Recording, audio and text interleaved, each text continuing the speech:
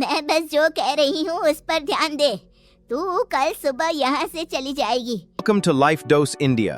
Subscribe now for your daily dose of amazing content. सीमा गर्मियों की छुट्टियों में अपनी नानी के गांव आई थी।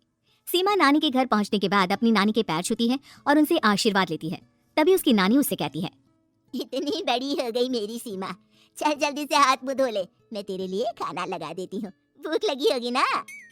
हाँ नानी, भूख तो लग रही है मुझे, आपके हाथ के बने हुए पीले दाल और चावल खाने की। कितना टाइम हो गया है मुझे आपके हाथ का बना हुआ दाल चावल खाए हुए। तू तो नौकरी में व्यस्त थी, तो तुझे कहाँ से टाइम मिलेगा अपनी नानी के लिए? और जब इतने टाइम बाद आई है तो ज्यादा टाइम के लिए रुक कर जाएगी तू। हाँ हाँ नानी, इस बार पूरे 2 महीने के लिए आई हूँ। सीमा की नानी अंदर जाकर उसके लिए खाना बनाने लगती है। सीमा कमरे में अकेली होती है, तभी उसे किसी औरत के रोने की आवाज सुनाई देती है। वो कभी खिड़की से बाहर झांकती है तो कभी दरवाजे से बाहर झांकती है। उसे समझ में नहीं आ रहा होता है कि आखिर रो कौन रहा है। तभी नानी खाना लेकर आ जाती है। नानी से कहती है, नानी कोई औरत रो रही है क्या? मैं जब से यहाँ आई हूँ तब से मुझे यहाँ किसी औरत की रोने की आवाज आ रही है। हे भगवान, कहीं ये वही तो नहीं? बोलो ना नानी। अरे कोई नहीं रो रहा, ये तेरे मन का वहम है। और तू ना अब खाना खा ले, ज्यादा यहाँ वहाँ की बातों में ध्यान मत दिया कर। जल्दी से खाना खा और फिर मेरे साथ आ जा मेरे कमरे में, दोनों बैठकर खूब सारी बातें करेंगे। ऐसे ही अगले दिन सीमा अपनी नानी के साथ गांव के बाजार जा रही होती है। उसी रास्ते में फिर से किसी औरत के रोने की आवाज आती है। वो अपनी नानी से कहती है, अरे नानी, क्या सच में तुम्हें अभी भी किसी औरत की रोने की आवाज नहीं सुनाई दे रही? मुझे किसी औरत की बहुत बुरी तरीके से रोने और चीखने की आवाजें आ रही हैं। मैं बहुत परेशान हूँ नानी, आखिर ये कौन है? मुझे लगता है कि सीमा को शहर भेज देना चाहिए, यहाँ रहना उसके लिए ठीक नहीं। नानी बोलो ना, आप चुप क्यों हो जाती हो?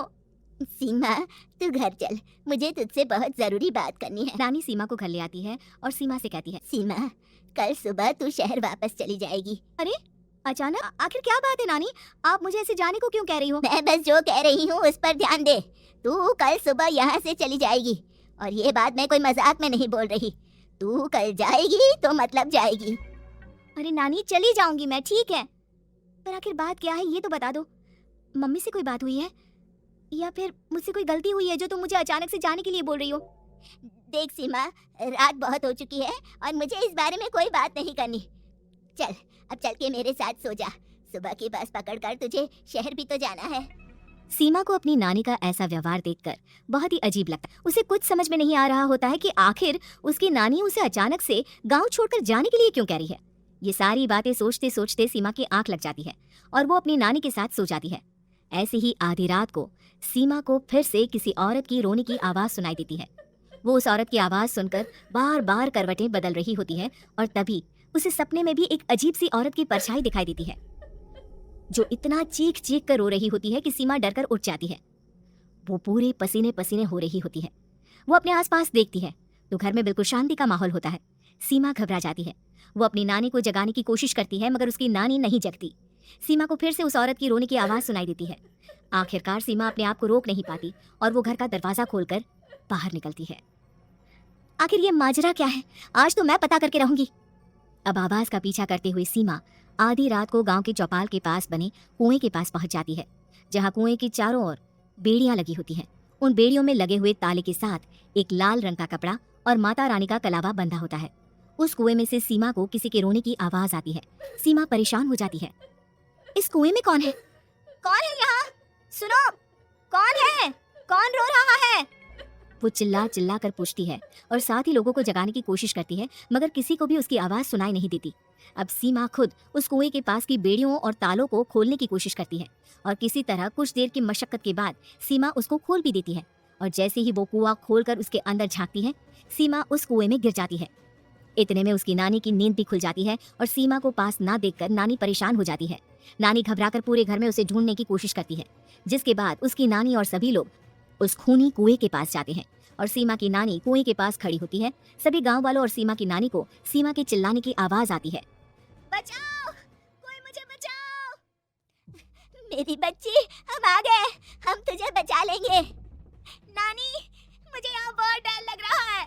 यहाँ इंसान की कटी हुई मुंडियाँ, हाथ, पैर और कंकाल है और खून भी है। नानी, मुझे डर लग रहा है। आप सब मेरी मदद कीजिए, नहीं तो ये खूनी कुआं मेरी बच्ची को भी खा जाएगा। अरे मुझे तो ये समझ में नहीं आ रहा कि आखिर इस खूनी कुएं को खोला किसने। सालों पहले इसको इतनी मुश्किलों के बाद तांत्रिक बाबा ने बंद किया था। अरे पूरा गांव खूनी कुएं के बारे में अच्छे से जानता है, तो कोई भी जानबूझकर तो ऐसा करेगा नहीं। मतलब किसी ने अनजाने में इसे खोल दिया है भैया। सीमा को इस बारे में मालूम नहीं था, और जब से वो यहाँ आई थी तभी से उसे किसी औरत के रोने की आवाजें भी सुनाई दे रही थी। कहीं सीमा ने ही तो उसे नहीं खोला। अगर ऐसा है तो फिर सीमा का बचना बहुत मुश्किल है। वहीं कुएं के अंदर सीमा रोते हुए बैठी होती है कि उसे आवाज सुनाई देती है जो कुएं के बाहर खड़े गांव वालों में से किसी को सुनाई नहीं देता। आज सालों के बाद मुझे ताजा खून मिलेगा। तेरा खून पीकर आज मैं अपनी प्यास बुझाऊंगा।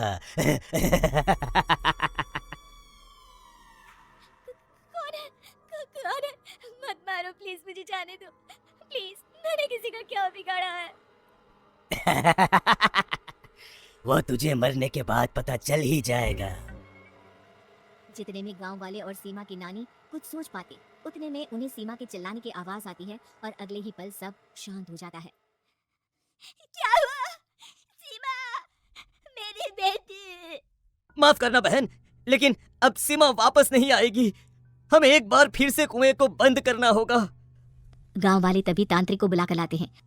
एक बार फिर अपनी शक्ति से तांत्रिक बाबा उस कुएं को हमेशा हमेशा के लिए बंद कर देते हैं और वहां एक बोर्ड लगा दिया जाता है कि यहाँ आना मना है। Thanks for watching. Don't forget to like and share this video.